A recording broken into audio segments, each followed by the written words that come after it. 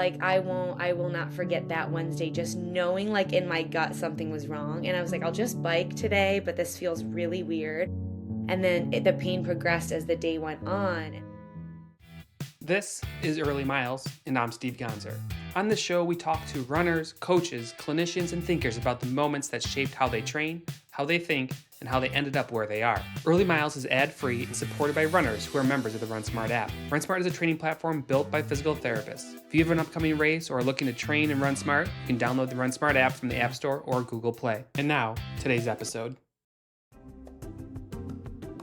Felicia's on with me again today, and you may remember her from our first conversation. And if you haven't heard it, we'll link it to it in the show notes.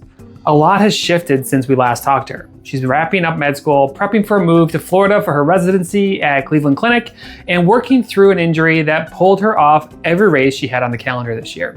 Our talk is less about training and more about what happens when the plan falls apart, the injuries, the mental side of wiping out a calendar completely and making it clean. We're also going to talk about how she's thinking about the long road to the Olympic trials in 2028. Enjoy this conversation with Felicia Pasadyn. I'm definitely surviving. I mean, better than that, honestly. Life has been good. It's just been really busy. Yeah.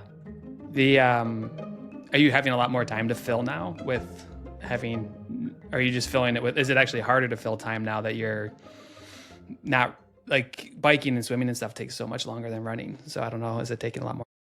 Yeah, cross training is definitely a more inefficient way to work out, but I already cross trained so much that it's honestly probably similar.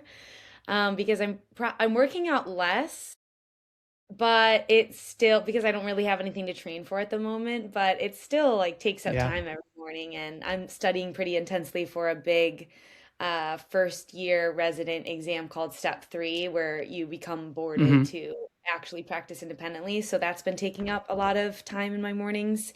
And then just like apartment searching, preparing for residency, onboarding, finishing up med school requirements, going back to New York City soon to graduate. It's still been a lot. So I don't really think I've been Yeah. struggling to fill the time, to be quite frank.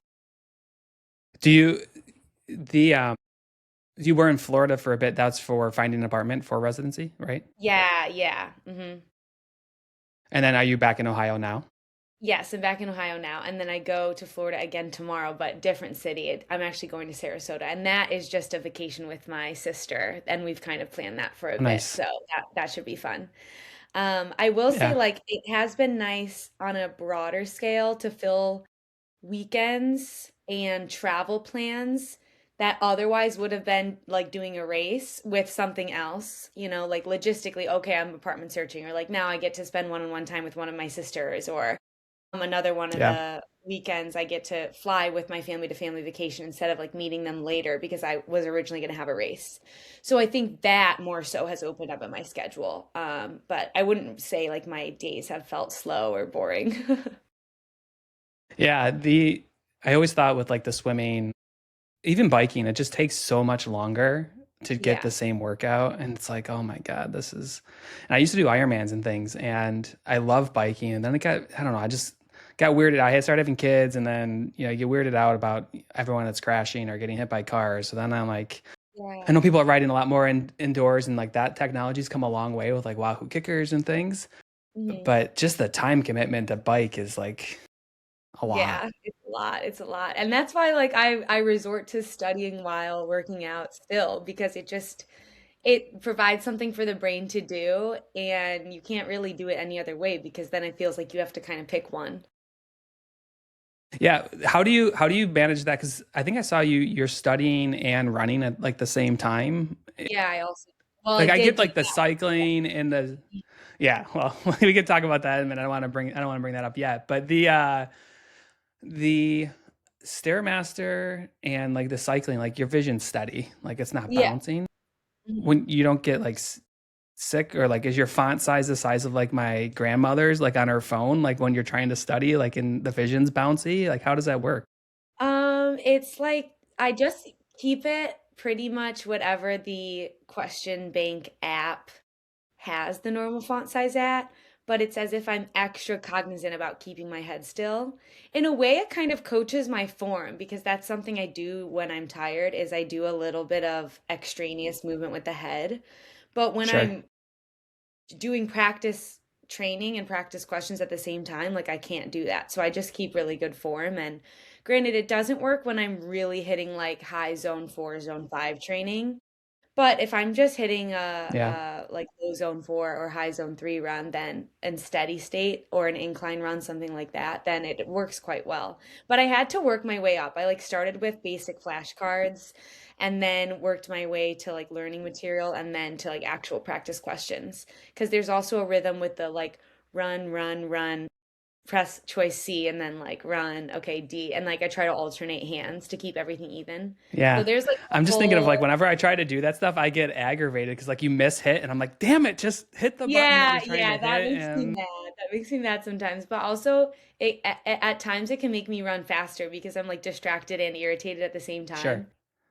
But like not distracted from the subject material, distracted from the fact that my legs might be fatiguing because you don't even really Yeah, think you're on about a it. treadmill. Yeah. I feel like half of the treadmill is distract. Like you have to distract yourself. If you stare at that timer, you're toast. And I usually like do like all these mental games of like, okay, you're not going to look for 5 songs, or you're going to watch 3 episodes of this thing and then you can look, and like it's all like a mental game. Right, or like if a commercial comes on, you're like, "No, don't look. You didn't earn your Yeah. looking." Yeah. You're how did training go for you, through the winter months in New York City? You're from Ohio, so you're used to kind of it, but it's probably less sloppy in New York. Well, actually, they had a lot of snow this year, didn't they have a lot of snow? No, we had like two major, major winter storms. Like, in fact, I think New York might have gotten it the worst. It was horrible. But because I never train outside, it didn't bother me at all, you know? So if anything, it was just like my trudges to the gym, like to Planet Fitness, Hmm. were frustrating because my shoes would get like a little wet or have snow sludge on them.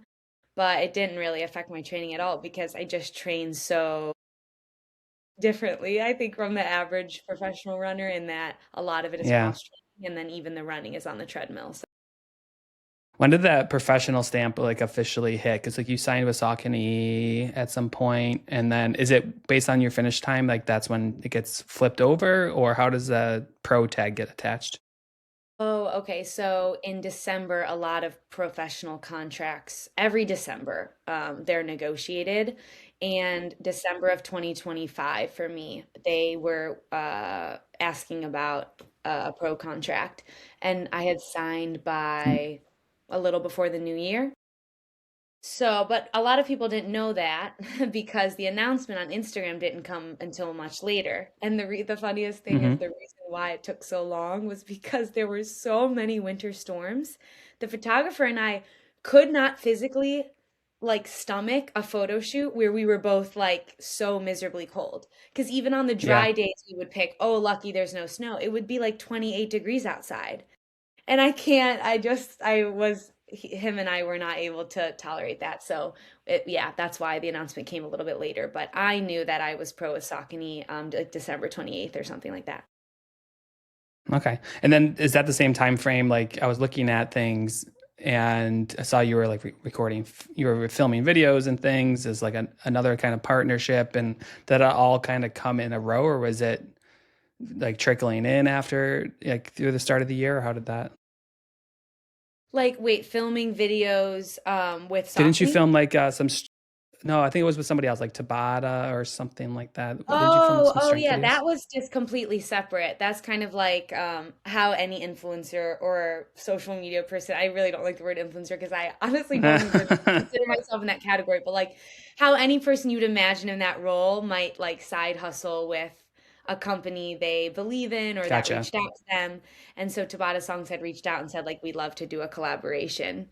Or as they say, we'd love to collab. And I'm like, Yeah. sure, because I actually, in the pandemic, started using Tabata songs to work out and do Stairmaster and certain lifts too, and fell in love with that company. And then they reached out to me without even knowing I was a big fan of them. So that really worked out. But no, those other like independent random podcasts and videos and other collaborations I've done, or like pillow company partnerships, those are all like separate from Saucony.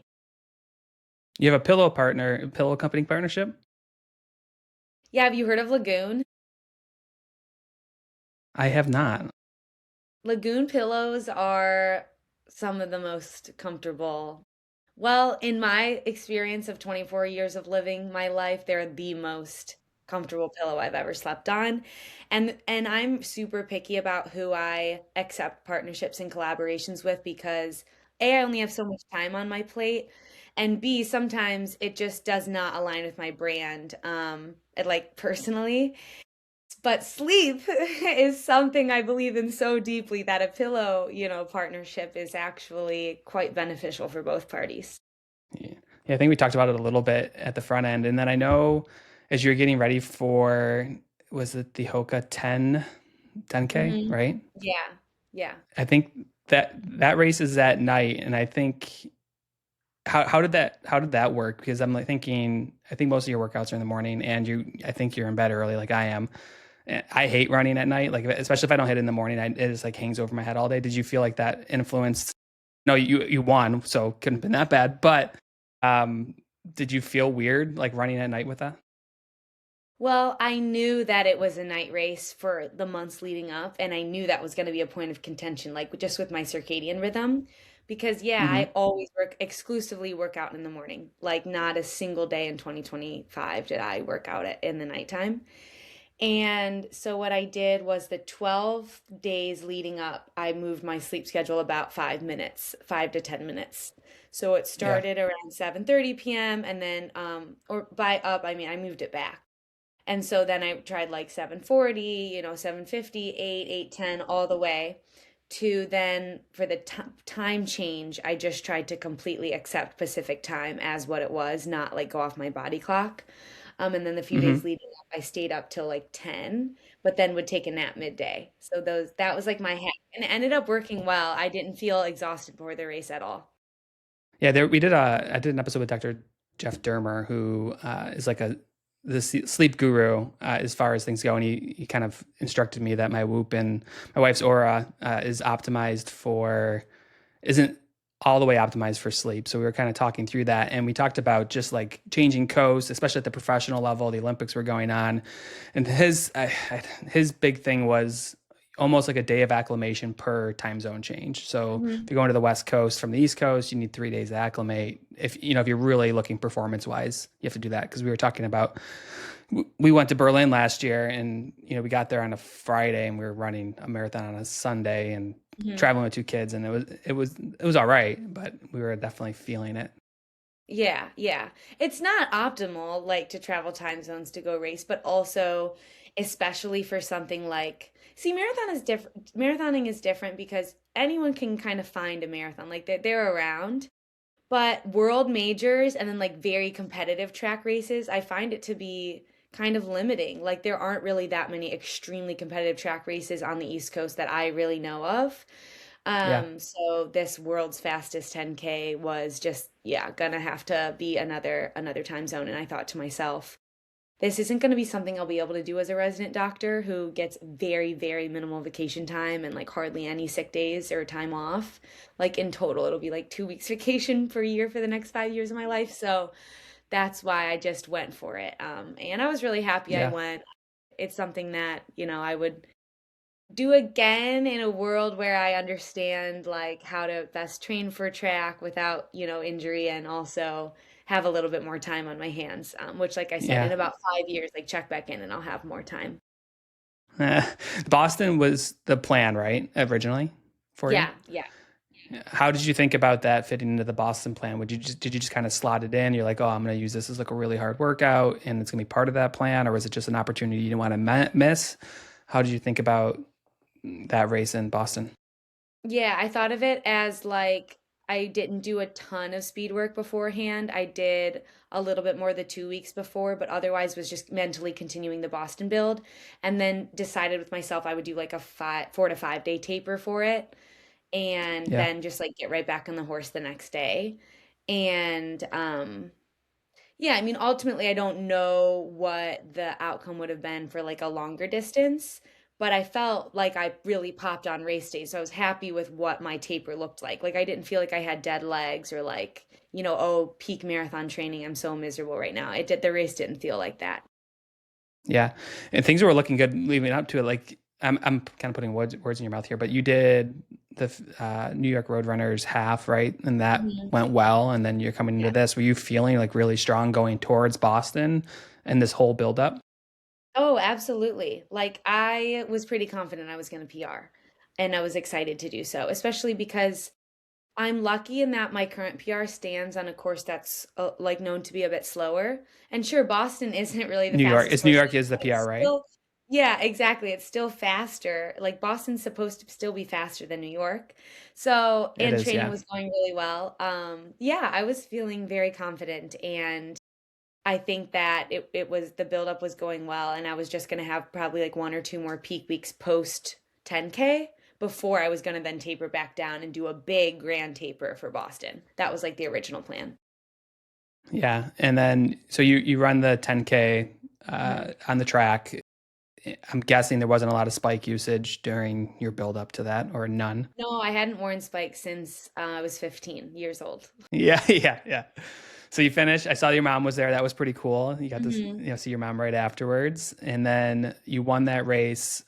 And then the kind of walls came crashing in a bit, from what I understand. And I was watching some of your content and going through it and living through it because I've seen, just like that.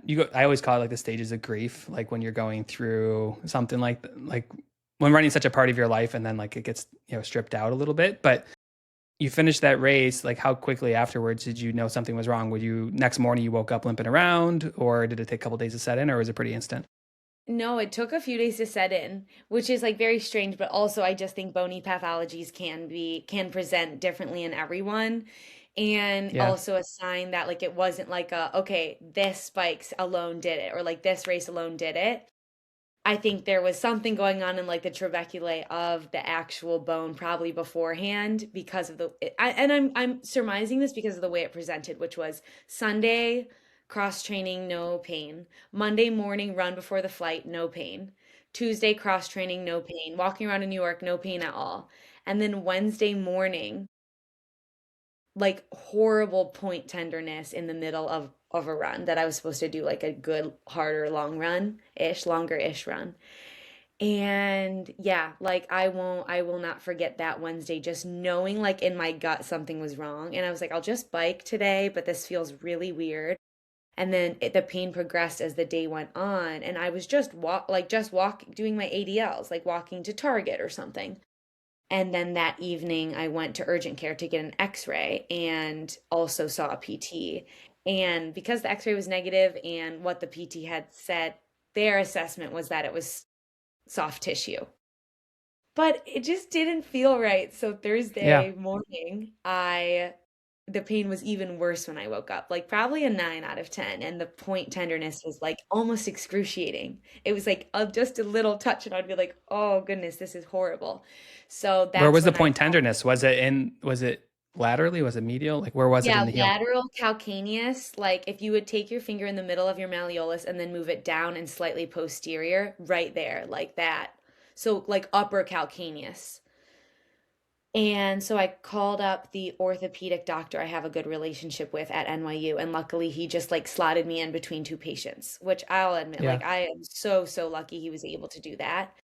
And it just goes to show like I was able to exercise this level of privilege through connections because then he was able to tell some of the MRI techs like, hey, this is a professional runner. She's really hurt and really needs to know because his assessment was this is bony till proven otherwise. Like the squeeze test, the point tenderness, he didn't think it was soft tissue. And honestly, at that point, neither did I.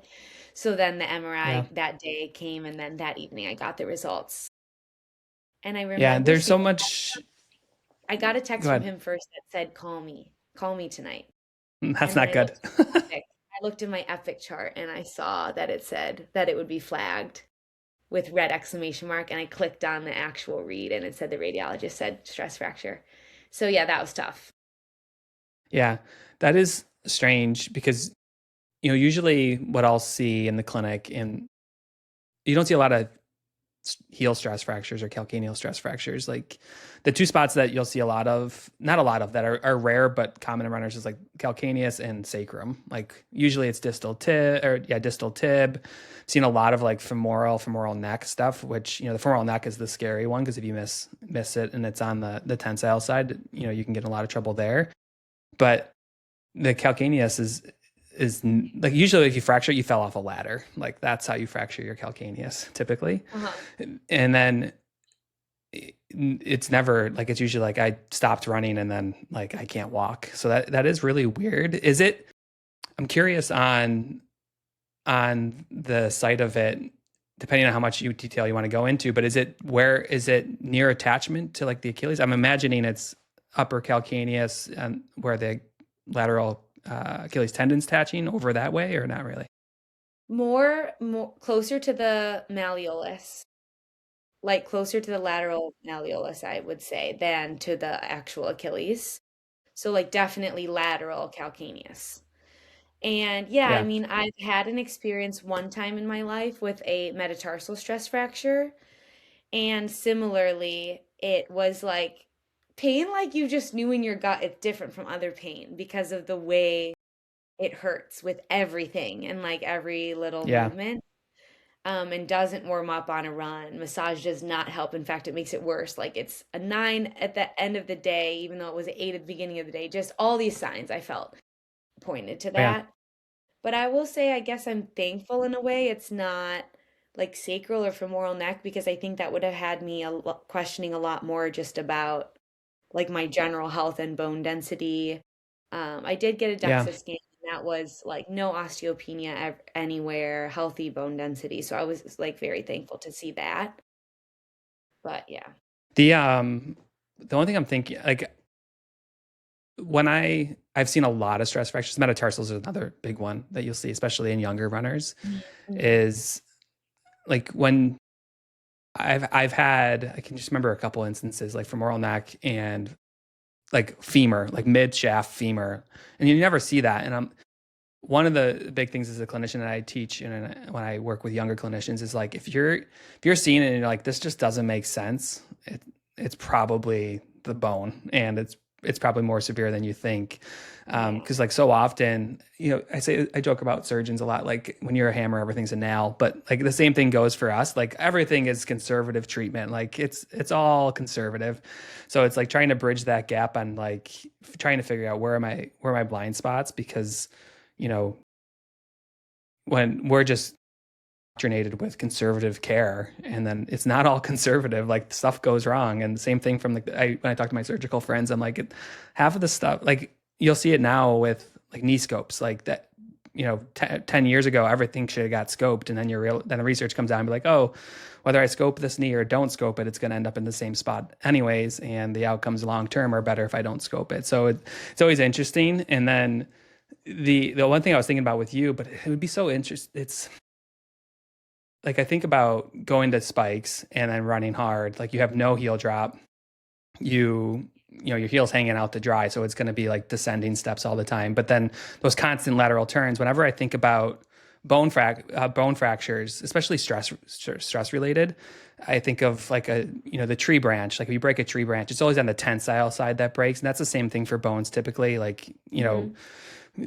uh, inner shin, it's usually from overpronation, the distal tib bends, and it's not the compressive force that breaks it, it's the tensile. But I'm thinking of you without those track spikes and left turns, which is it the right foot or left foot? Because that would tell me. Left. Oh, it's left. So that wouldn't even make a difference because that you're compressing that, inner calcaneus. If you're turning left all the time, you're gonna be going you're going to be tensiling the outside foot. Yeah, so that is very strange, and it didn't happen right away. So I'll stop nerding out for a second, but um, it's just really interesting that it came so late, and then you're so good with your sleep too. So how far down the rabbit hole have you gone on trying to figure this out? Are you like, do you ever see this Always Sunny meme where Charlie's like pointing at all the different stuff and like the lines are Oh, going all over? yeah, yeah. Are you like that deep in trying to figure out what happened? Yeah, well, not really, because what I ended up doing was typing, copy and pasting my entire training plan, like symptom, onset, descriptions, blank out of 10, how I felt for like 6 weeks, including the background with the race into ChatGPT. And I know this is not a replacement for medical doctors, not a replacement for PTs. I understand that. And like again, people give me flack for self-coaching with AI, but this is what works for me. And I think the more information you give AI, the better it can do at giving you reasons why this might have happened. And it did call my, like, it literally called my training psychotic. It said that you were not taking rest days. And sure, Stairmaster and cycling isn't the same amount of body weight per like step or per rhythm as running, but you were doing so much of it that you never gave your day, like a day or even half of a day for your bone to like rest and rebuild. And then also added on the fact that in New York City, I gave it the added context that every day I was taking about 25K steps per day. And it was just, yeah. So Yeah. I think that overtraining was probably a part of it. And like not overtraining necessarily in an energy deficiency or low bone density way, but just like sheer force on it, like that eventually something was gonna give.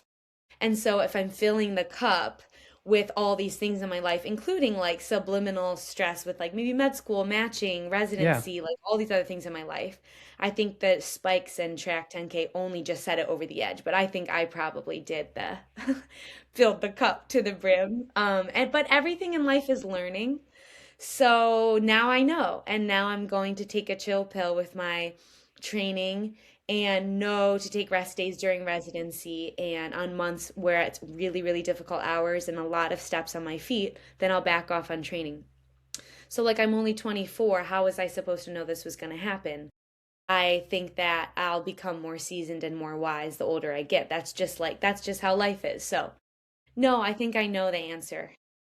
Yeah, the it's interesting. I do a ton of stuff with AI. We build plans with AI, and we Hmm. have what we end up doing is we filter it in, and really our sweet spot is more everyday runners, and they're really built around injury prevention first. So we use it in that regard. What I can say about it in general, whether it's ChatGPT, Claude, whatever, they certainly are biased in a couple areas. They're certainly biased in like age. So like older runners who try to use it for a plan, they're like treating like 60-year-old runners like they're 60-year-old average Americans, which is like you tell it to 60 and it's like, oh, we got to put you in a home. Like that's how Hmm. AI views 60-year-olds. Yeah, yeah. And then they tend to, even if it knows you're a pro runner and you put that context in there, it tends to default to like, oh my God, you're running 50 miles a week and you're doing all this stuff. Its baseline is normal Americans and normal people who Yeah, and I no, that's a good point. don't I even move. tried to tell it, like other many, many other runners who run my times run 80 to 90 miles per week. So like this is what I Yeah, it thought just was doesn't get it.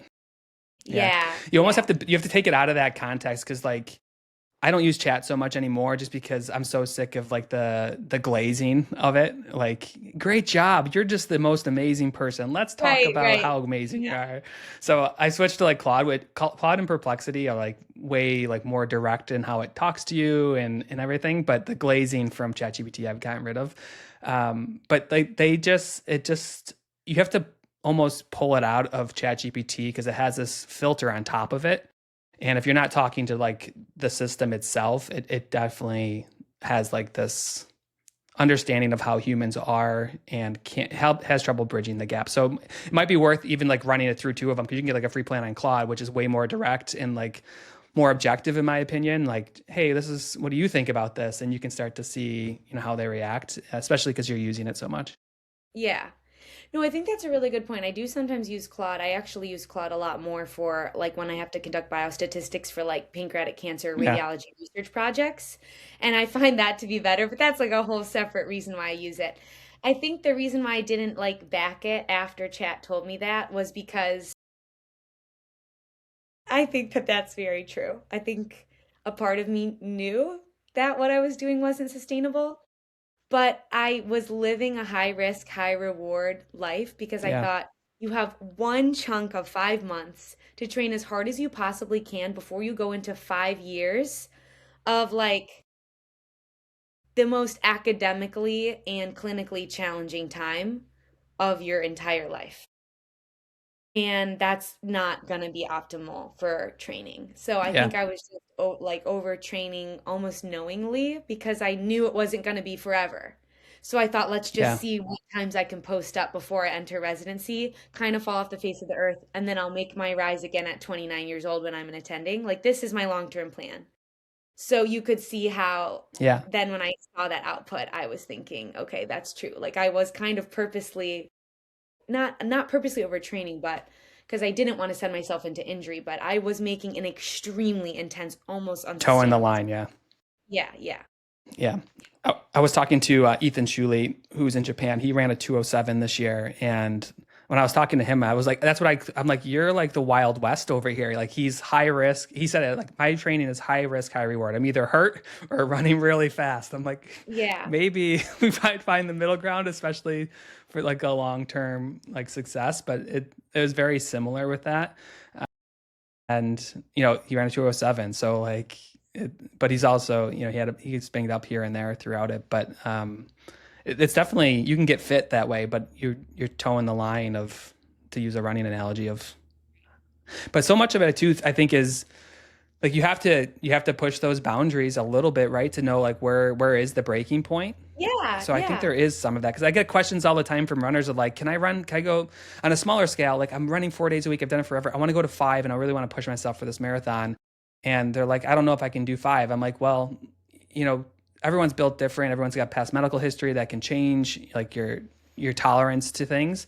And my answer to them is like, you have to, if you know that 5's too much and every time you do it, you fail, either you got to change your approach or 5 might be just too much for your situation with work and life and everything else. Yeah. But it's worth trying to figure out where those boundaries are. And it seems like you were figuring that out. Right, right. It's like I'm learning more about myself with every single high and low or mistake or whatever. I definitely am not going to sit here and be like, oh, I'm still like from now on, I'm going to keep doing high risk, high reward because like I went that 3204, it was worth it for the stress fracture, which like I'm still happy with the outcome and how much I've gained from this kind of perspective building experience. But ultimately, I want to be a healthy, sustainable runner. Even if that means Yeah. some of my marathons are lackluster during residency, or I'm a bit slower, or I don't PR for a few years, because I just love it. Like I was never into running because I wanted to be professional and then just do these flash in the pan, randomly good times. Like I just really like to compete no matter what the outcome is. So, yeah, I'll definitely be moving forward. Needless to say, I'll be changing my training plan and accepting rest days and just more relaxed cross training and not constantly living in zone 3 to zone 5, strength training every single day. That was probably too much. Yeah. I would love a good zone 1, zone 1, zone 2 Yeah, run. I used to like for the last year before the injury, I wasn't doing any zone 1 or hardly any zone 2. Everything was in zone 3 to 5. Yeah. Wow. That's hard. I joke that I'm allergic to lactic acid because I just love Long like I'm and training for a slow. 50. Yeah, I'm training for a 50 right now and I'm not doing a ton of speed workouts, but two kids, a couple businesses, doing a lot of stuff and like I'm just going out cuz I love to run. So I see like those threshold workouts on my schedule. I'm like, oh, I think I'm just going to go run easy today cuz like I'm doing a trail 50 which is trail scene. I don't know if you've been exposed to that, which is just a very laid back scene. All the courses are Mhm. different. You can't really gauge much on it. So I'm just like, you know what? I'm out here. I'm not here out here to pay the bills. I'm just going to go out and I'm going to go out for 9 miles today and I'm just going to see how I feel versus what's on my Yeah, schedule. no, and honestly, build wise, like just stacking bricks, I feel like that might make more sense than a speed workout for a 50 miler. Because, like, I would Yeah. assume your goal for the 50 miler would be to keep your heart rate low for a very long time. Yeah. Which is my specialty. Yeah, well, then, okay, then you're doing just fine. I don't know. I'm also a fan of like no set speed workouts, but just like doing good quality, like longer runs. That's kind of like my forte. But yeah, I do actually have to ask your opinion on something, given that you are a PT, and I guess I just don't know. And like I am a future radiologist, and I feel that they're not at odds, but they can be depending on like the style of PTs. So I don't at Hmm. all blame the physical therapist that told me they thought it was soft tissue.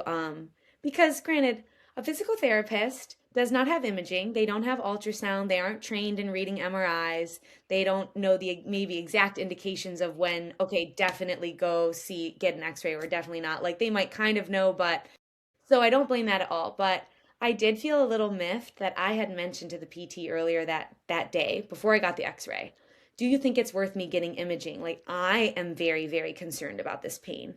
And with every poke he was doing and his massaging, like it was hurting. It was really hurting me. And he Yeah. said, you could get imaging, but it won't change management. So, like, I wouldn't get imaging. And I think that's why I was miffed because, sure, the x ray was negative, but by me believing in my own pain and like knowing that I usually have a high pain tolerance, but this feeling so debilitating to me, I went and got the MRI and was incredibly thankful I did. Because if I had listened to him, it's so sad. He had told me to take 3 days off and then start a run again on Sunday, which would have hurt, Oh I'm my sure, God. so badly. Like, I Yeah. cringe even thinking about how much that would have hurt me. So, I guess I'd like to know from your Yeah. perspective, how do you know and how do you triage when to direct a patient to upscale? Okay, go see a medical provider because this might be more serious than conservative. Yeah. I mean, a lot of it, like I've missed stress fractures in the past, and I'm sure I've missed some recently. But the thing is like if you're under load management and you're like, if you can't walk and bear weight, like you should be getting imaging. Mhm. But I think the tricky thing about that is you can have someone that's just really inflamed and you just need to put the fire out and they're much better. Like if I came and kicked you in the heel, you would be limping around too. Yeah, yeah. Um, and you'd be really inflamed, but nothing's broken. You just had a lot of inflammation. I can think of like patients who had like this is their shoulder range and like Hmm. they can't move. And I'm like, yeah, get some imaging. And then 2 days later, like, oh, I just gave it 2 days. And they're like, oh, look at this. I'm like, oh, you were just really inflamed when I saw you. Yeah, yeah. Typically, what I'll do is I'll have someone come in and the management is the same. I would never tell someone to run that has that much pain, but the management's the same. All right, let's get the fire out. Let's give it 2 days. If I think it's not a stress fracture, if I think it is, I'll send. But if I think it's not, I'll say give it 2 days. Let's go on an anti-inflammatory regime. We'll see where you're at in 48 hours. If you're still this bad, let's get imaging. You're going to be off of it for 2 days anyways, so you know it's not a big deal. And in 2 days, it's just an email back like this is still really bad. Then you go and get it. Okay. But I've sent people right away. The tough thing is too is like even when you send sometimes you get like this whether it's ortho or the radiologist being like, what's this PT sending telling me, what to order? Like, so Mm. you get some pushback on that side. I've had that early in my career where I'd be like, I think this person needs an MRI. So and so, this is why. And they're like, okay, you're the PT. I'm the physician. I'll make that decision. And then you eventually get a couple right. And they're like, all right, so I guess maybe we'll see what Steve has to say. Yeah. So I think the waiting is not a big deal unless they're like a femoral neck stress fracture. If it's on the tensile side, like that needs to get pinned or it's gonna break. So Hmm. like you miss that one, it's not a big deal. Like those I refer out. Like if I even think, because if you miss it, the cause is a lot worse than a heel. So for the heel, if it came in, I'd be like, 48 hours, let's see what happens, and I would send you if it's not calming down. But I think that the big thing is whether you're in a boot or not, it wasn't going to change your timeline. And even when you request it, the insurance will come back and say, oh, you need PT for 4 weeks before we're going to approve that. So we've been trained a little bit to like wait. So Okay. I don't know if that answers your question, but it's like this little bit of a dance and your past experience of like, you know, what has happened in the past. If they haven't experienced a stress fracture in the calcaneus, like they're gonna be like, what's the chances this is fractured? Like it's not that Yeah. common. So there's just a lot that goes into it. Yeah. I just think it's pretty wild to say that imaging wouldn't change management when, like, to be honest, to me, it completely, and again, I know I'm recognizing my bias because as someone who's going into radiology, I think that it's very important to always have imaging. But it really does, because if you eliminate through every modality, X-ray, MRI, ultrasound, whatever you're looking for, that it's Yeah. not the worst pathology, then you can do the, okay, 3 days off with NSAIDs, trial. Okay, not working, go see PT again, few more days off, trial. But if you keep doing small rest trial on a stress fracture, I lived that in high school because I listened to an athletic trainer who thought it was soft tissue. And I think I Yeah. went on 4 trial runs and it was so bad. I couldn't make it 3 minutes Yeah. because it I hurt. I think that's your there's probably like a little bit of a blend there, right? Because you're going to the extreme, like, hey, we need to catch this as soon as possible. But if you zoom out, this has already been proven that just like the cost model of MRIs are not, they drive cost way up in healthcare. Yeah, And that's most true. of the time they do not change care. It's go back to rehab, you're gonna be fine. So sure, like if you think something's broken, like it's great to get, but how often does that happen? It's mostly people with crunchy knees. So the insurance puts these things in like, hey, you need rehab before you're going to do these things. Let's go conservative. Because, you know, downstream cost of care is a lot higher. As soon as you touch a specialist in radiology, like your cost of care goes way up. So, That is a really you good point. generally try to bring.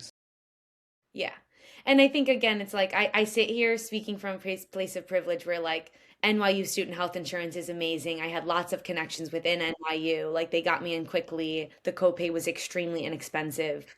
So, not everyone's in my position, but I just think that it can definitely provide reassurance to people who feel like this is so different from something I've experienced before. Like I definitely Yeah. think imaging can help.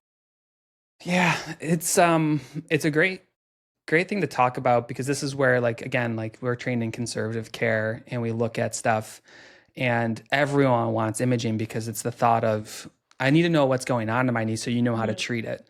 And if we take this to like, well, it's your Achilles, like that's not going to change your care. It's a degenerative Yeah. meniscus. That's not going to change your care. I don't, you're 48 years old with a knee that hurts when you run. You have a degenerative meniscus tear. Like I've seen 10,000 people with a meniscus tear. Like, I don't need an MRI to confirm some of that stuff. It's like these outlier cases where you don't want to miss, or certainly like the red flag stuff. Like, if you're not figuring out the red flag stuff, like that can be a problem Yeah. too. In traumatic, like, I think, do you buckle yours into traumatic because of the stuff that you're doing and send out? I can see it happening both ways. Mhm. But, there's unfortunately, medicine is practice and, you learn from stuff, you Yeah. miss things. You're like, I've seen this one before. So when Felicia came in last time, I messed it up. So now I know that I'm going to send out for this one on the next time. And, radiologists miss things. And it's just, Yeah.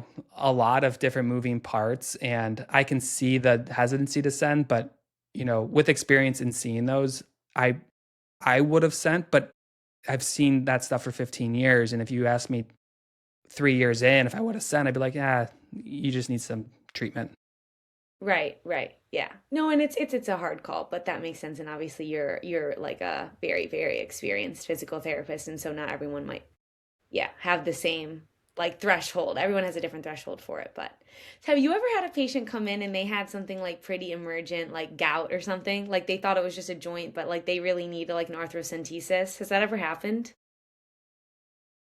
They're usually like we have patients that come direct, it's called direct access. So in New York, you can come right to a therapist without a physician referral.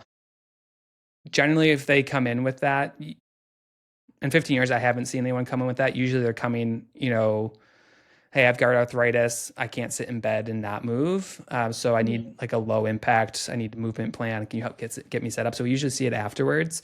But I've seen people come in, stress fractures a lot. I've seen people come in. I'm like, and like, I just know that something that they're coming in with is not something I can help with. So like I've seen people, I had a lady come in and people are sticking out. I had a lady come in and you can imagine being on all fours and she needed to move a table. So she arched her back. She was like cleaning, old Polish woman was cleaning and tried to move it. She came in with a ton of thoracic pain after doing that. Um, and I'm like, I don't know what's wrong here, but it doesn't seem right. And, in hindsight, it's always 2020. She went super kyphotic when she lifted. She had an anterior compression fracture of her thoracic spine due to a tumor. and you're like, Oh, oh my God. And so like, I think I didn't even send her right away. At that time, I didn't see her again, but I'm like, okay, I got her in with her primary, but if I was doing it again, I would have sent her out, right to the emergency room and yeah. stuff and done that. But, there's other things. More often what we will see as a physical therapist, people coming in is like disc related stuff, like lifting something, herniated disc, Hmm. losing strength in their legs, stuff like that. So we go through those things, but the you'll see such a wide variety of things, but luckily most of it is very conservative. Like I twisted my knee funny. Can you take a look at it? Yeah, yeah. Okay. Yeah, because I was just curious, like, has anyone ever come in with, like, say, point tenderness in their back that they didn't think, and then it was like osteomyelitis or something where they really needed like antibiotics or something so far from, like, I guess physical Yeah. therapy.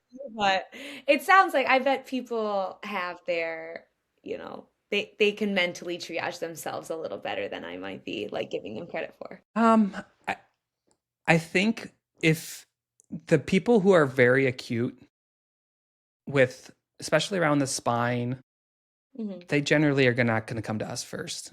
Yeah. And with a lot of pain. Like we usually get like the mechanism of injury stuff, like someone like steps funny. Playing with my kid, I cut, and this happened. So we'll get those glaring ones, but you'll get people that occasionally come in. I think is from our profession, the biggest thing is this just does not add up, and having that like mental model of like it just doesn't make sense. Like I've done these special tests, I've based on what you're talking about and what your complaints are, it just doesn't. I know you have knee pain. It doesn't make sense. So like the biggest thing that we do well with, I think, is referred pain. So like you have something in your neck, you're complaining of like your elbow hurts or your shoulder hurts, and like ruling in it's all coming from your neck. It's not actually your shoulder or your elbow. That kind of stuff, I think we do really well with. But if someone's got like widespread infection and stuff like there were you thankfully we're not usually the first person that they're going to come Okay, see. that's They're good. usually That's at their good. primary quick. Yeah, because I think that would actually be pretty frightening as a PT, like kind of mentally knowing they need like some sort of injection or broad spectrum antibiotics and being like, oh, what do I I'm sure it's happened. It's just Yeah, I haven't seen it, but I'm sure it happens, especially as direct access becomes more widespread. You right. do get like you get more exposure now in school to like a lot of things, but that can also be troubling because then like you get so much exposure that you're not really. I mean, you get like a lot of the orthopedic stuff, but then like you're doing pharma stuff, and I can't tell you one thing I memorized from pharma. That's why I love AI, because like, hey, can you give me your medication list? And I'm just gonna do a quick scan to see if any of this stuff is causing the numbness in your feet, so I can know Yeah, if this is what I'm yeah, supposed to yeah, do with you. So right. And it's I covering ask some of those because gaps. I don't want to call it a trend necessarily, but I noticed, and kind of like pretty frequently in the running community, people having an aversion to like seeing medical doctors and Western medicine. And there is sort of a shift more toward like alternative medicine or going to a physical therapy before you'd go to an ortho. And I Hmm. think that in some cases that makes a lot of sense, but sometimes I do worry about that. Because, like, for instance, if a diabetic patient comes in, they don't know they have diabetes, they have numbness and tingling in their feet or like malformed feet, and they're going to physical therapy. Like, no, ultimately, they need medication to control their blood sugar.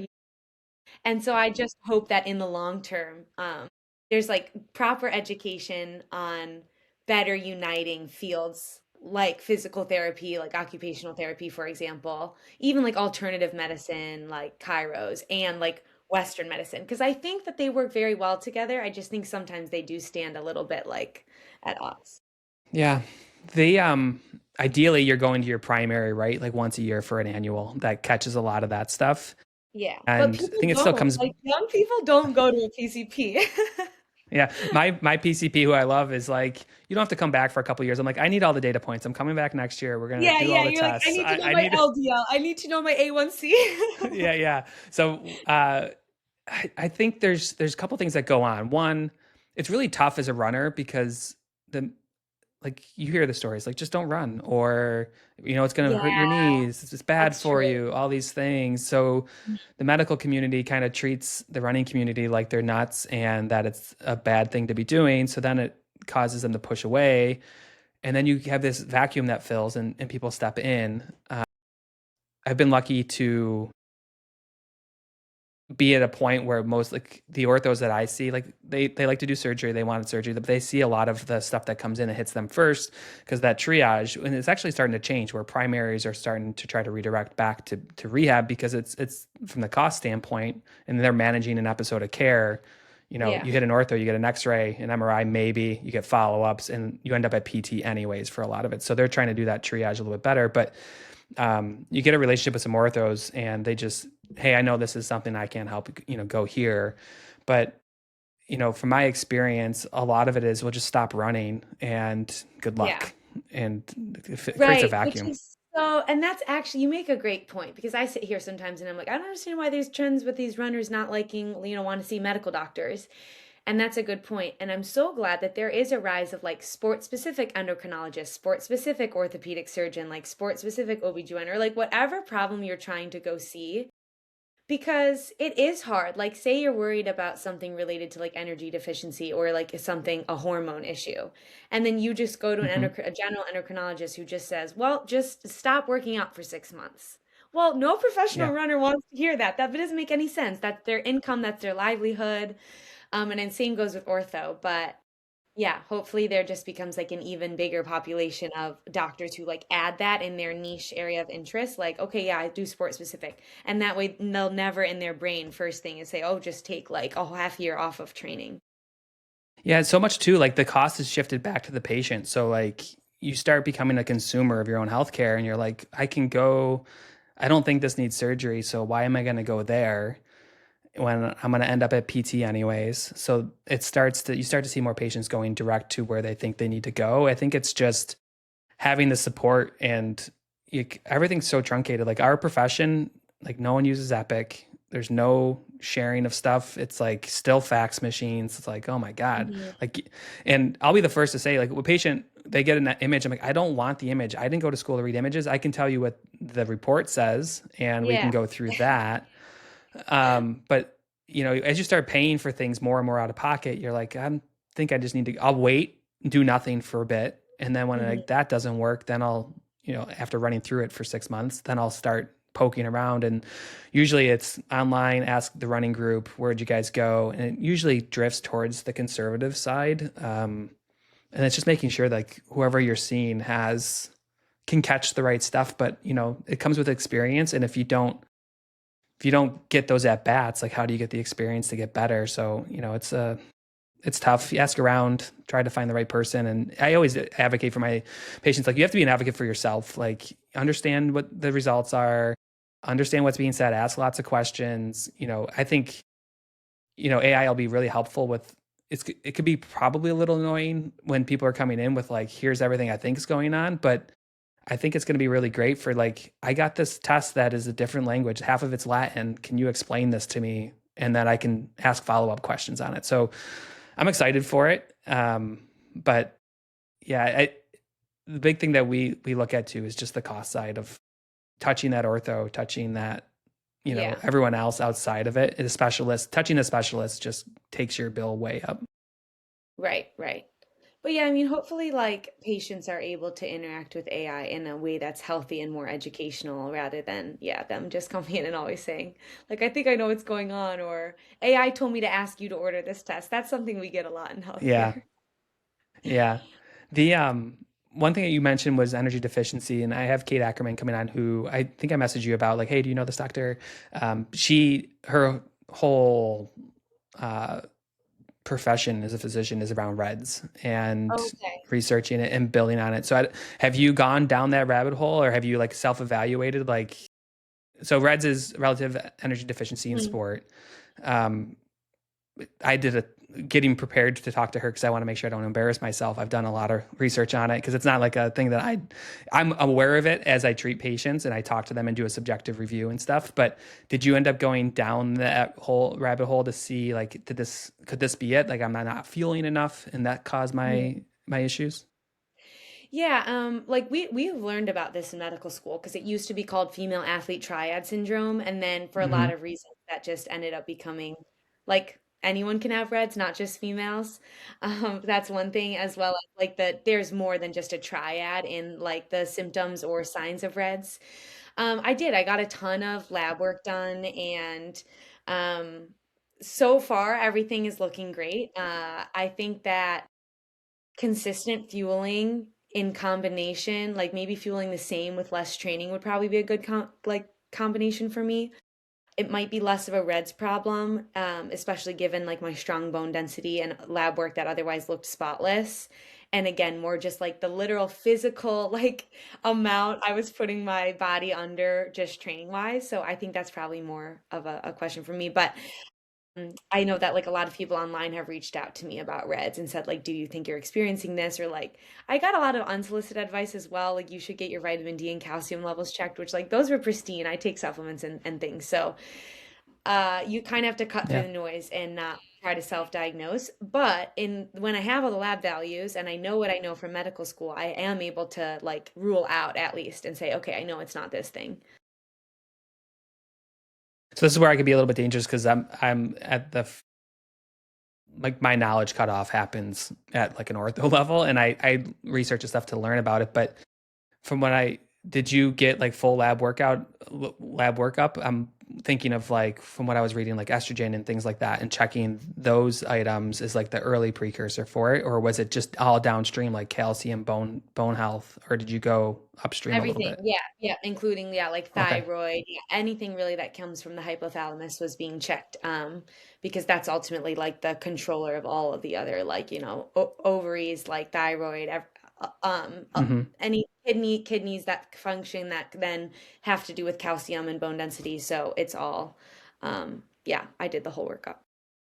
Yeah, I mean, one of the as that's like one thing I never asked early on, but generally is just general energy levels, and it's tough as you treat high school athletes of asking like, yeah, you're amenorrheic and explaining what that means, or like, have Mhm. you seen any changes? And early in my career never asked that question. I was a young 20-something-year-old guy who's uncomfortable even talking about it, and then I'm like, oh my Yeah, god! And you start asking these, and you start picking up on stuff, and you start seeing links with a whole host of things, especially with um, you know young females. I don't see it so much anymore, but I remember 10 years ago there was a lot. I felt like there was a lot more body image related things with fueling and stuff. hmm, But just starting to pick up on that, and I'm excited to learn more when I speak to her because I think there's so much going on in that world now, and you know it's just really interesting to me because it's from what I for those listening, and you can correct me if I'm wrong, it is basically your body trying to stay in homeostasis. Like it's trying to keep everything level. Doesn't have enough fuel, your output's too high, your intake is too low, it starts shutting down other systems so that it can hmm. self-preserve. And that's basically what happens. It goes after your reproductive system, it goes after everything to just kind of pull things back and shut you down. And then bone weakens, a lot of different things can happen. Is that accurate? Yeah, yeah, that's exactly right. And then like a really common presenting symptom is something called hypothalamic amenorrhea, which means like because at the level of the hypothalamus, which is a structure in your brain. I point here because it's like it's like in here and it's like in the center, like back there. So that's why I go like that. But that controls a bunch of hormones downstream, including the ovaries and or yeah, or any really reproductive organs depending on your gender, because again reds can affect a range of people, but specifically there have been a lot of podcasts too coming out like normalizing talking about hypothalamic amenorrhea, and like I know in distance swimmers it's very common, and yeah, it's something I've experienced in the past, and I feel happy to be in a generation where it's like talked about more and addressed, like athletic trainers and coaches are more willing to speak about that, because there was definitely a time in collegiate swimming, collegiate running, like I know dancers, gymnasts is very common in those sports. Others too, Hmm. but I'm just naming the ones where that are like more high yield. And like no one really would talk about it. It was just like, oh, it's normal because I'm training a lot, but it's really important to talk about HA and reds, and like refer people who are experiencing that to their endocrinologist, to their OBGYN, to their PCP, to really talk about like get into the nitty gritty, as opposed to just like abstractly talking with their coach about adjusting training. I think you really need to hone in on like, okay, what hormones are, or is it hypothyroidism too? Like Yeah. that can shut down the like ability to be fertile, for instance. So yeah, I think that you're gonna have a great conversation with her, and it's such an important topic, and it's also fascinating. Like I personally find endocrinology to be really cool. It's something I considered before I considered radiology, and it's amazing to see like the overlap with running, which is like the other thing I love. So yeah. Yeah. The your how long were you in a boot for once that went on? Because I was I was watching some of your videos. I'm like, oh, well, you're out of the boot already. How long were you in the boot for? So my orthopedic doctor actually told me to be in it for 2 weeks max, and then transition to like a thick rocker bottom type shoe even in the house. So I have like a clean pair of shoes that I wear in the house all the time, and then my outdoor shoes that are like same type but like thick bottom. I use Saucony Triumph, but like one could also use Hoka Clifton, probably like a Brooks Ghost, just for like a lot of sturdiness and thickness. And that was not necessarily the first week. I literally needed the boot because of the amount of pain. Then the boot was me just being extra cautious, but I am thankful that he like prescribed only 2 weeks in the boot because I want least amount of atrophy as possible. I really ran into atrophy when I was in the boot for 6 weeks with the metatarsal, and that whole calf and quad became quite a bit smaller, and I would just prefer to keep things even. And then yeah, my I'm steps are curious on still like did he end up talking about why 2 weeks and not longer? I'm just curious. to avoid atrophy specifically. Yeah. If the preventing atrophy is great, if the bone's not protected though, was there any concern of like it not healing or to being protected enough to finish the healing cycle? Because usually like that 6 to 8 weeks is like a bone healing cycle. Mhm. And was the precursor that you can come out if you're pain free? Is that how the decision was made? And if you were painful, you were going to stay in it? Yeah, it was pretty much that, as well as even when you're pain free and out of the boot, no more than 5K steps a day, always the rocker bottom Hmm. shoes, and like no impact of any form until like the 8 week mark. So I think with all of that, he was comfortable letting me out of the boot earlier. Are you going to? I'm just imagining you on the city, like were you like on a Lime scooter or something? I'm like, what? How are you getting around at 5K steps a Oh day? yeah, it was terrible. It would just be like basically hobbling to the bus stop and then taking like three different buses to get where I was trying to go. And so yeah, that I ultimately I don't live there anymore. I actually moved out because it was like it was debilitating to my health. Like I was towing the line of being over 5K steps a day just trying to go to the grocery store. So that became an unsustainable way for me to live. So yeah, I moved out and I live in Ohio now temporarily until I move to Florida in June. Is there a plan to reimage after that and to make sure that you're good to go? Or is it going to be based on symptoms after like 6 weeks or 8 weeks? Or like how is that determination being planned on adding impact back in? At the moment, it's at the 5 week mark. I'm going to have a phone call with my ortho about how things have been going, and then we can decide about reimaging. But of my understanding, and honestly, what I would even say as like a soon to be provider is if there aren't red flag symptoms, there's really no indication for reimaging, but it's just patience at this point. Like I haven't had pain now in probably 3 weeks. It's just strictly patience, like being I was even allowed to elliptical last week and start 20-minute walks. And I just said, why? Like, why even push the bone healing cycle or see if it's going to hurt Yeah. tomorrow? I will integrate that when I feel mentally ready.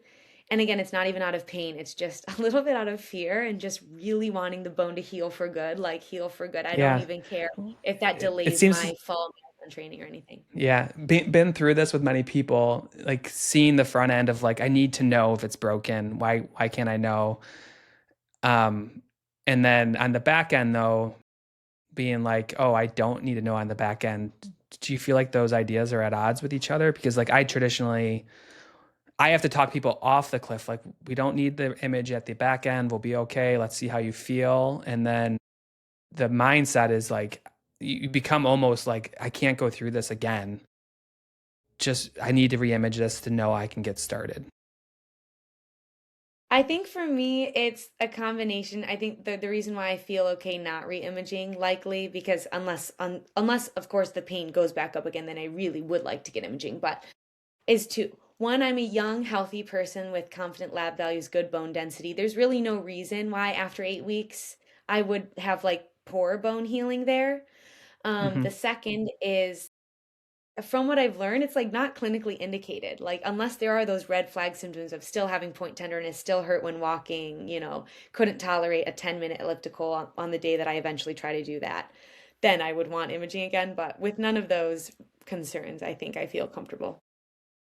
Yeah, one of the things I see, because you'll still get atrophy, right? To some degree, and you'll Yeah. favor and do things.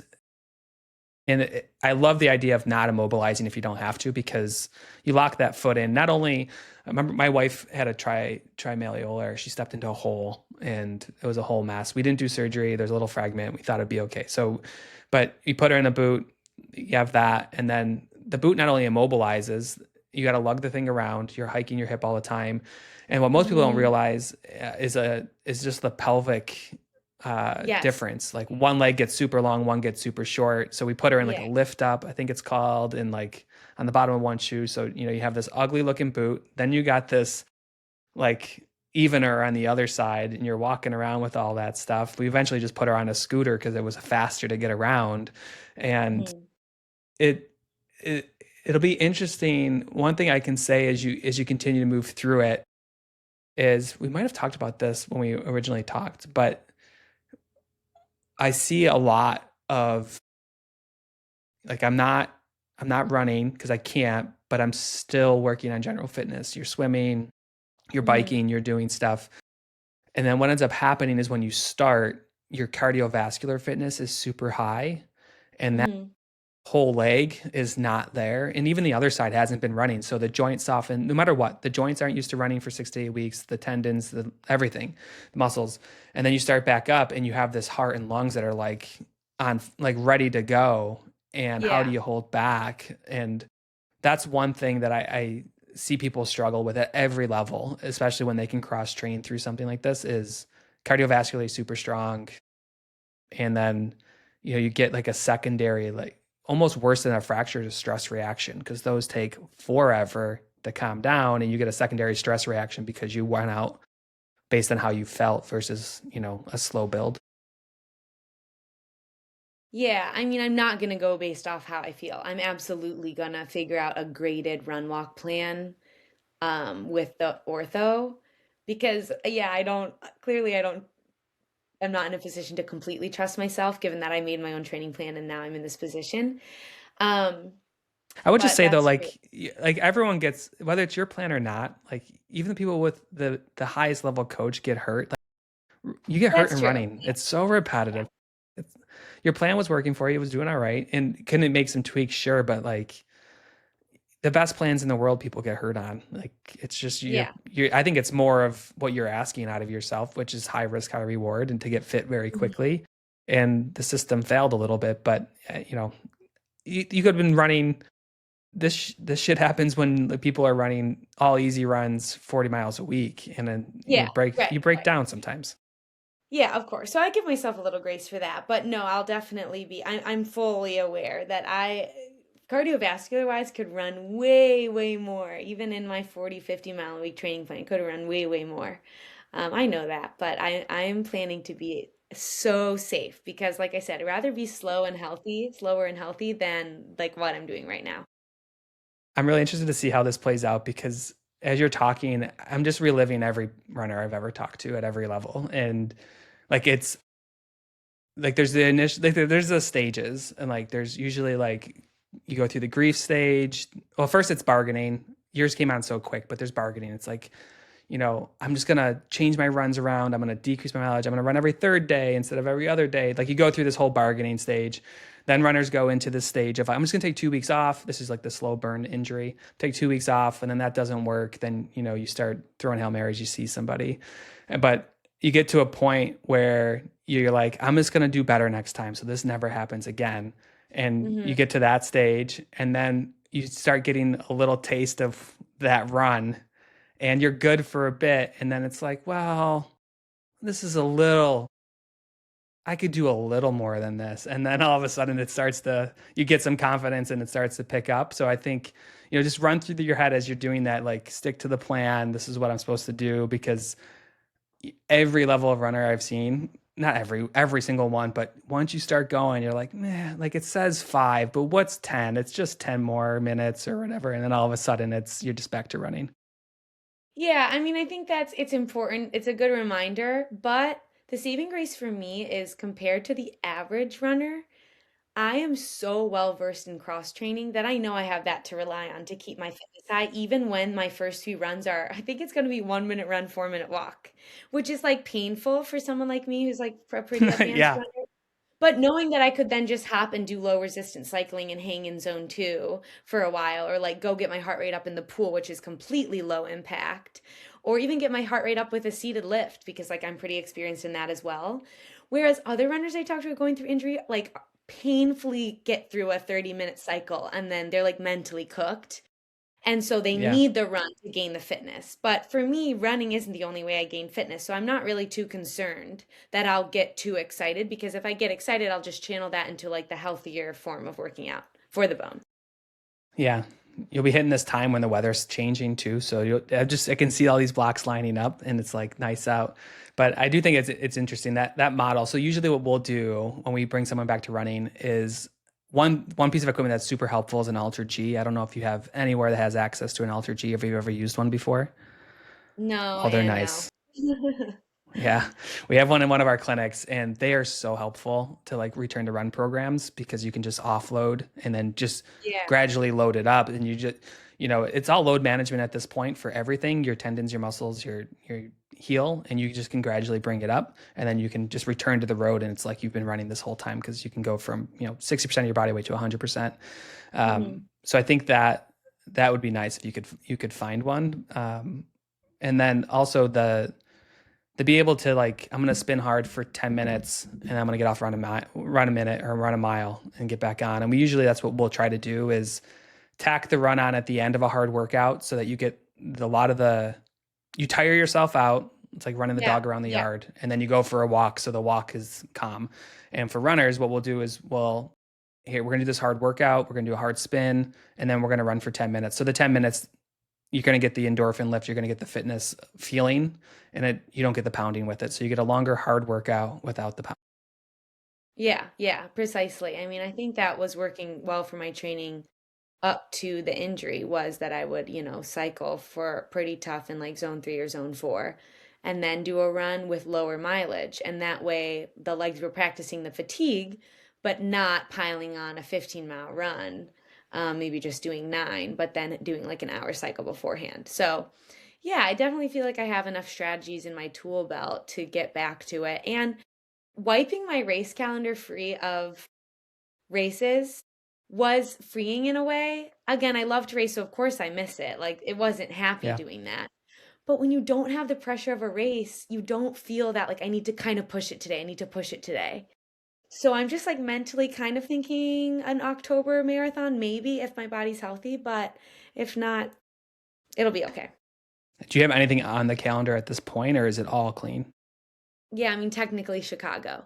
That's what I thought. Okay. Yeah. Yeah, We're yeah. both, my But wife and like I are if I both had running to just Chicago. take that week off and like vacation or, do something else instead and not put pressure on my body, then that's what I'll do. Because again, like I want to be healthy for trials, which is all the way in 2028. So there's no point in pushing things right now. Yeah. Do you, I struggle without a plan. I think like I almost having the race on the calendar keeps me consistent and put something on. We build these things called maintenance plans because I feel like at least if it's scheduled, I'll do it where life is busy and I'm like, I'll just skip this one. So I need to have a plan. Do you feel like once you're up and cruising, like you're still going to have some schedule you'll follow, or do you know, like I'll just go out and run every day, or I'll just, or run 4 days or 5 days, or will you actually still follow some schedule? I think I'll still follow a schedule like I'm doing like a beginner marathon build or something like that. But again, I'm just taking things one day at a time. It's really hard to say what I'm going to say about my runs when I don't know. I'm not even at a run walk stage yet. So I am just taking it a day at a time. Yeah. And then you said you meet with the surgeon or the orthopedic soon. Do you have a time frame in your head where you're like, okay, this is where I'm going to start, or have you not made that commitment yet in your brain of like, this is when I'm going to be able to start, or did you circle it on the calendar, or where are you at? I did. So I did put it on my calendar of like May 14th. Can I start a run walk, which is 6 weeks out? But that was like day two after the injury. And I think now I've just gained more perspective. And I think that if it has to be like May 30th, that's okay. I also think, as sad as it is to say, the longer you take off of running, the more you're like, what's another 2 weeks? Yeah. Whereas when you're in the thick of it, you're like 2 weeks no running? That's like no way. Like that would be ridiculous. But now I'm so out of it that it doesn't really matter in the grand scheme of Yeah. things. So I would That's guess I part would of that's mhm. part of the 7-step plan. Eventually you get to the point where like, Yeah. I'm never going to run again. And then you get to the stage of like, whatever, I'll run at some point and whatever, it'll come when it happens. I'm always so non-committal when someone's like, when am I going to run again? And I'm like, ish, like, because if Right. you don't hit, like you circle that day and you miss it, like it starts to chip away and it's hard because you don't really know how you're going to respond when you come back from anything. And like, Hmm. how is your body going to respond to taking impact again? Is it going to be fully healed and ready? Like it could take some more time. And uh, one of the one of the things I try to manage so much is just that return to run program, because nothing sucks more than getting over something, starting again, and then dealing with like it's not your foot, it's your Achilles because you haven't run, and then you're Yeah, like, you're fuck. re-injuring. Yeah. Yeah, it's just I Right. think that's But almost the hardest part is like that reintroduction. right. I think I have enough safeguards in place to really listen to my body. And like the purpose of a run walk is to almost provide yourself with moments of lower endorphins so you can do a body scan. And I think that's going to be good for me. Because like sometimes, I don't know, when you're 8 miles into a 10-mile run, you don't feel pain the same as you do like on mile one and two. You're kind of just like in a flow Yeah, state. in the groove. So Yeah, I think taking the flow state away and rechecking, forcing myself to check, am I okay everywhere, not just the heel, but like the knees, the ankles, everything will be good. So I guess I'd just say generally, like late May, you'll see me posting something about a run walk, I'm sure. Um, yeah, and like I have a family hiking trip out west the first week of June. No, it's like maybe the second week of June, I think. And that's an example of like that's probably going to be an automatic time off of running where I'm just going for long walks, which I think will be a great way to like force function myself in. Okay, how long of walks can I tolerate? And even more time off impact. So I feel like I have a really healthy mentality toward it. I'm not getting too antsy. I want you to burn this into your brain of when you're going out for these and you have the urge to run. Because I've just seen this book so many times, or this movie, Yeah. and you're like, I'm just gonna run up this hill, or I'm just gonna do this. See that, and then um, this isn't an issue typically, but what you'll end up seeing people do when they start back up is every day they're like, is it hurting? Is it hurting? And they're like so worried it's gonna come back, so they start poking and they'll be like all bruised because like they actually hurt because they're poking it so much that they're just trying to figure out if it came back or not. So there's like so much mental like side of it. Like the phantom taper pains, like when you have like you Right. had your Achilles, right? Going up to Achilles, which probably wasn't phantom, but it was there. There's so many like mental like phantom pains when you're coming back and you're so hyper aware of everything that's going on in your body. And you're like every little tweak and thing is like setting off alarm bells later on. Right. Yeah, wow, you're really making it sound like it's gonna be good. I'm just I what I'm trying to prep you for is just all the things that I know go through people's head when they start like getting back into it and they get a little confidence and then they rush it a little bit. I think you're going to do great and I think it's going to be fine, but you're just going to be going out and be like, I'm just going to do a little more. And then that starts to snowball a little bit. So, Yeah, but you're I so know better. disciplined. I hope that's Yeah. not it is, but Yeah, no, exactly. I am like pretty like this and knowing how I feel now, like really missing racing and like I don't want to feel like this again. So I have a very strong vested interest in being super patient and making sure the bone is healing because this is like I'm a pro runner. It's like part of my life's work. yeah. So yeah, I'm gonna be very good I, about following the I plan. I just want to say I am one of these runners that I'm talking about. Like I'm not like immune to this. Like I go out, coming back from something. I'm like, it feels pretty good. I'm going to do a little extra, see how it goes. Like I'm lumping myself in this. So I'm not being stereotypical. Like I am, but I am the stereotype as well for No, I someone get it. coming back. So Yeah. And it's funny because online, like I mentioned, I get a lot of questions. I also get a lot of unsolicited advice, and people will say like, "Oh, be careful of those phantom pains when you come back," or like, "Don't get back too quick," or "Don't rush it," or like, "Maybe you shouldn't even be biking." And I'm just thinking like, everyone's different. Me and my orthopedic doctor will figure it out. Like, it's yeah, okay. Don't worry. And again, like from you, it's different because you're an actual physical therapist. Which, so you're certified to like give sort of patient anecdotes or like talk from personal experience, but these are just like random people online who have no qualifications. So I'm thinking, I'm sorry, but I'm not yeah, going to be like writing down your recommendation to me. yeah. It's so funny. Like when I work with runners, I'm basically can before they say it, you get to a point where like my whole career was built around the running population, so I've seen just runner after runner for years, and I can basically finish their sentences, or I could do my subjective by just guiding their entire subjective, and they just sit there and they shake their head, they're like smirking like I did that, I did that, I Yeah, did that. yeah, So that's where it all comes from, is just 15 years of talking. And the running mindset is fairly consistent from one run to the next on all levels. Like, you love to run for a reason, it feels great, you get the mental side of it. But the one thing I did have to ask is, did anything ever develop with Stairmaster, or no? nope. You know, They ghosted you? one of my fans tagged them and was like, give her a partnership. And then they told me, fill out this form. It seems like people want a partnership with us. And so I filled out the form.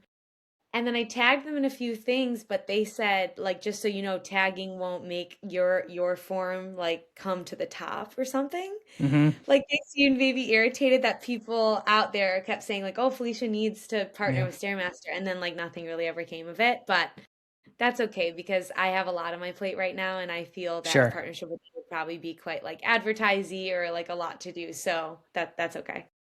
Yeah. I sent you a photo. I bought one afterwards. It was always in the back of my mind to try it, and it made a ton of sense. I know through trial and error, like my limit with life and kids and everything is right around that Mhm. 60, low 60s. And then things start to creep up a lot. So I've been using it on this build, particularly just to, go for an hour, and I'll put it at like 9 or 10, throw a 40-pound Mhm. pack on, and just hike for an hour. And Wow, it's that's great. been Yeah. really When good. I add the weights to my hands, but it's a good idea, probably even better to like just have it on your back or something. Yeah, That's I do a such an vest, efficient. and Yeah. it's worked out great. Yeah. Yeah. I miss it. I definitely miss the Stairmaster. That's part of the return to run too, is like seeing how I tolerate that. But again, I'm not in any rush, so I didn't like poke my ortho about starting that soon. Yeah. I will say, like, compared to cycling and everything else you can do, it is to me, is the most tolerable indoor activity that I've done, just because you do have to Mhm. pay attention, Yeah, and you can still, like, you can do other things while you're on it. Like running, it's hard to do other exactly. things. That is why I love it. Like I could do like 15 other things and just answer my emails and study and it's such a good machine. I hooked up my phone to Cloud Code, and I was working on some stuff for RenSmart, and I was like legitimately working with a coding agent while on the Stairmaster and having to do tasks and things. And like, you can't do that with running. Like, you got sweat No. all over, your phone doesn't work, and you sweat a lot with it. But anyways, we got one that's made for like home use, and it's made for 8-foot ceilings. We put it in, we've got a ton of use out of it. Yeah, it's so great. I'm glad you have one in your house. That's like my future home will have a Stairmaster, hopefully. It should. It's been great.